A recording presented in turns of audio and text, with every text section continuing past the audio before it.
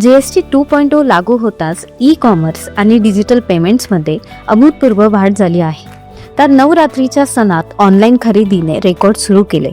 पहिल्या दिवशीच डिजिटल व्यवहार जवळजवळ 10 पटांनी वाढले आणि नवरात्रीच्या दुसऱ्या दिवशीही 11 लाख कोटींच्या पातळीवर पोहोचले. हे आर्थिक क्षेत्रासाठी महत्त्वाचे संकेत आहेत. रिझर्व्ह बँक ऑफ इंडियाच्या आकडेवारीनुसार पहिल्या दिवशी एकूण इलेक्ट्रॉनिक पेमेंटची रक्कम 1.18 लाख कोटी होती, जी मागील दिवसाच्या तुलनेत जवळजवळ 10 पट जास्त आहे.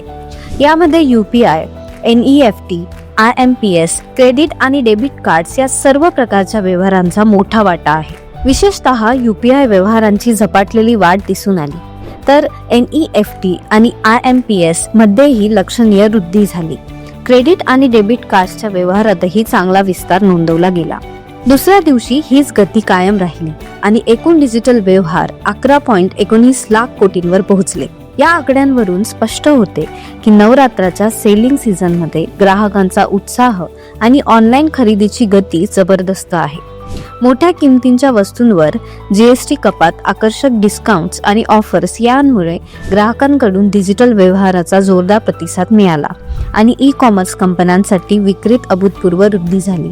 तर मंडळी, जीएसटी 2.0 आणि नवरात्र सेल्समुळे डिजिटल व्यवहारात नवीन रेकॉर्ड निर्माण झाला आहे. याचा अर्थ फक्त ई कॉमर्स कंपन्यांसाठीच नव्हे, तर डिजिटल पेमेंट्स प्लॅटफॉर्मसाठीही आर्थिक वृद्धीचा संकेत आहे.